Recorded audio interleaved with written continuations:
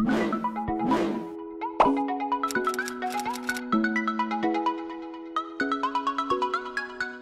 everyone, it's me Jai and welcome back to another video. Nandito pa din tayo ngayon sa Highland Valley dito sa Nueva Ecija, Pantabangan Lake. So ngayon magmumukbang tayo ng poodle fight. Ang daming variety ng pagkain. At ang maganda dito nila mismo iniihaw sa floating kubo. Hi kuya!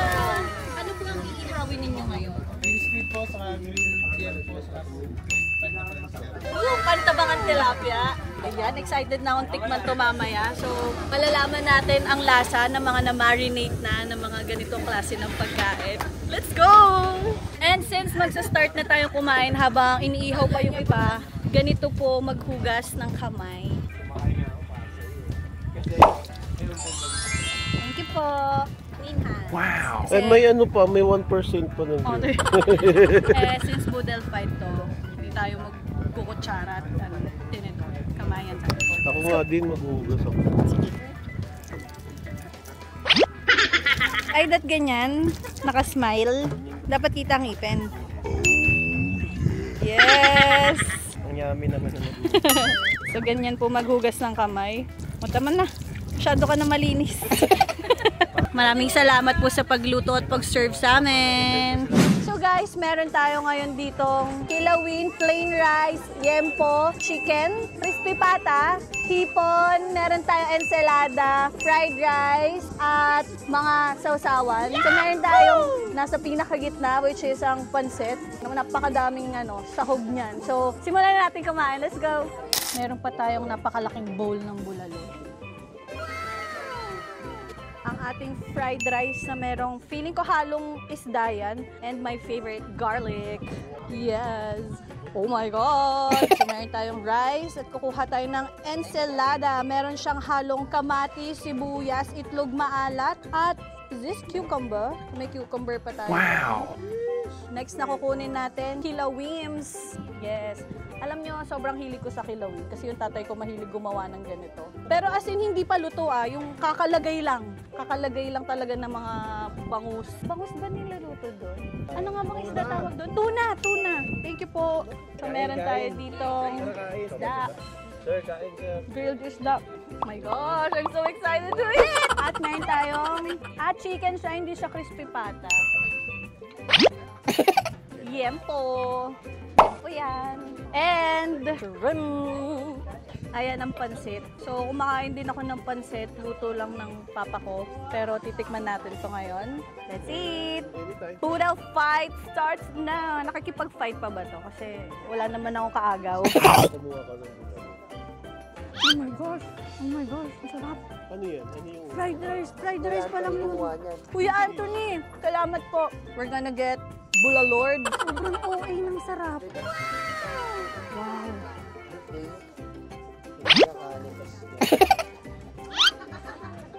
Na ensalada nila. We're gonna try the kilawin. Yung kilawin nila parang talagang nababad na siya sa suka. Kaya ganito na itsura niya. Lutong-lutong.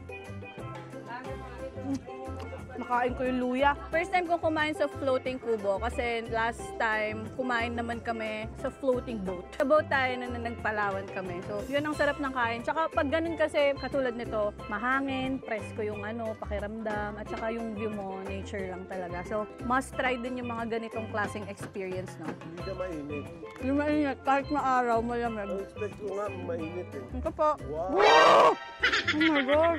Newly grilled yempo. Gusto ko sana liyempo.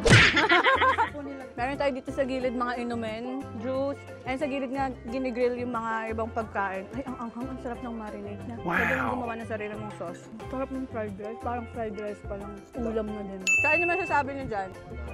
Panalo, panalo. Wow! Tinabahan ako sa'yo, ate ko. Nakabahan na ako.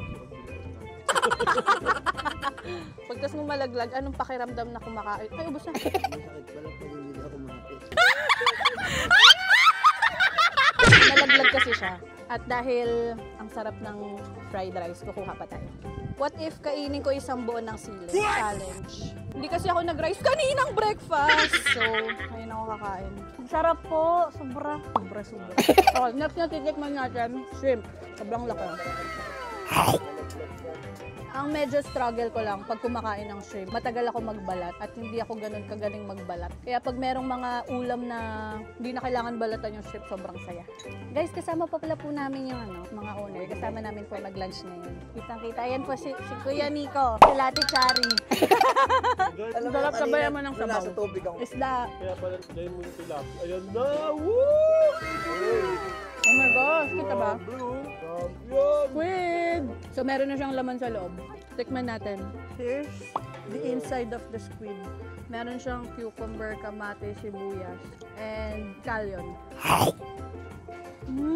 Sobrang fresh. Ang galing ng pagkakaluto. Kasi ang hirap sa punto eh. Una makunat, di ba? Malambot.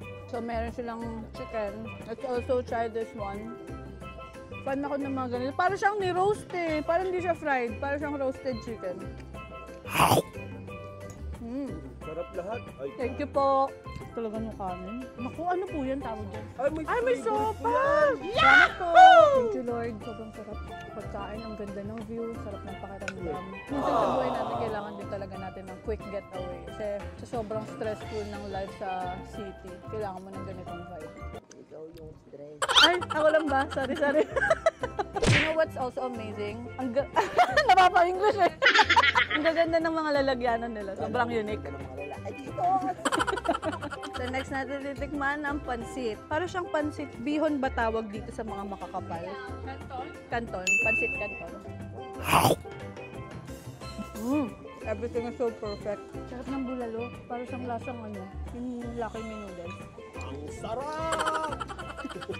Minsan lang maka-experience ng mga ganitong klaseng noodles fight na ganito yung view mo. Quality. Food talaga. Plus, kapag pupunta kayo dito, pwede rin kayo mag-camping. Kasi may mga nagka-camping ngayon dito. Tambayan, tsaka maganda daw yung sunset dito. So, aabangan din namin yun mamaya. Kakatas lang kasi namin mag-bandwagon. So, maganda din na may activity ka muna talaga bago ka kumain para mas masarap lalo ang kain mo. Yung isa kasi nalagdag-dalawang beses. Hi guys, dito sa Highland Valley, pet-friendly yung lakeside, but yung mga hotel hindi pa na-allow as of now. So, pag may mga pet kayo na gusto isama dito, sama nyo sa lakeside. Grabe yung busog ko. Piling ko mapo-food coma na ako mamaya. Yung lagayan nila ng tubig pang kape. Chaya, ano masasabi niya sa pagkain na nakakailang oras na tayong kumakain? Grabe, sarap. Nakakatanggal ng stress dito. Parang view pa lang. View pa lang. Ayun yun eh, yung view. Yes, the view, the Tapos, feeling. Mga Yeah. inihaw, diba? Mga karbe. Ganito yung kain na pagkatapos ng sarap matulog. Ay! Ito hali na to, ayan o, tatapos Ano, tayo. paano yung pagkakain tapos matulog agad? Hoy, ulo mo! At sobrang tagal ko nang kumakain dito. Hindi ko na siya kayang maubos. May fruits pa ah. Meron pa palang fruits. Kailangan din natin kumain ng fruits para balanse ang buhay.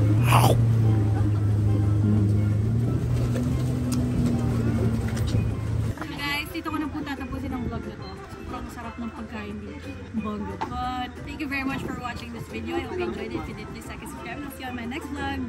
See you on my next vlog.